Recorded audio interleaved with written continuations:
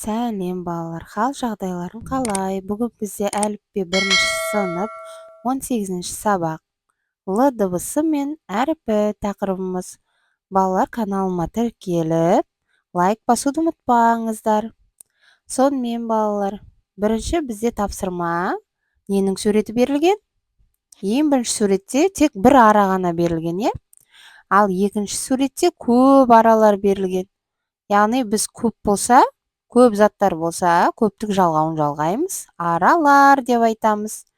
Бір ғана ара болатын болса, ара деп айтамыз. Ал егер көп аралар болатын жағдайда, ол кезде біз аралар деп айтамыз, е, балалар. Мысалы, бір кітап болса, кітап, ал енді көп кітап болса, кітаптар деп айтамыз. Сол секілді көптік жалғауын жалғау арқылы біз көбейтіп айтамыз. Енді балалар, суретте ненің суреті?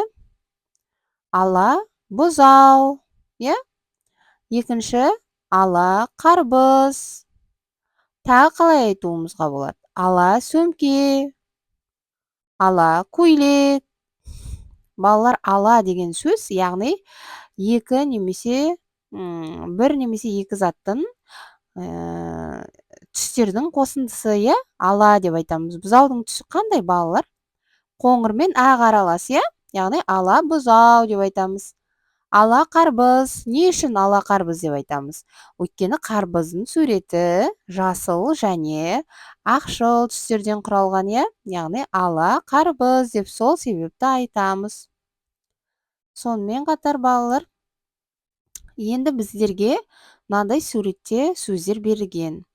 Арала, ара және де сызықшалармен берілген. Ары қарай осы сөздерден тағы да сөздер құрастырып жаз деген, е, толықтырып.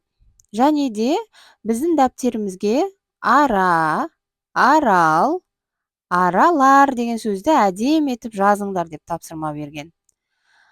Яғни балалар, жаңағы бірінші берілген сөздегі арала, ара деген сөздерге тағы да қасына қосымша ретінде арал деп жазуымызға болады. Сонымен қатар ал деп жазуымызға болады.